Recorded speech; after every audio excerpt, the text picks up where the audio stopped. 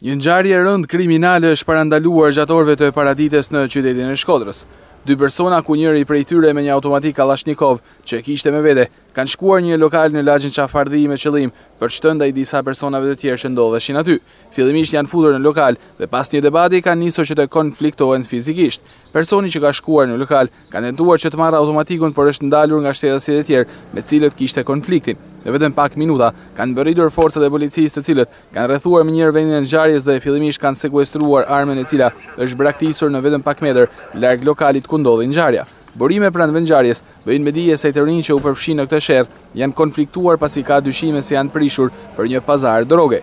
Fillimisht është menduar si një konflikt banal i çastit, por më pas forcat e policisë kanë arritur të sigurojnë informacion në rrugë operative se sherri mes tyre ka ardhur për një pazar droge.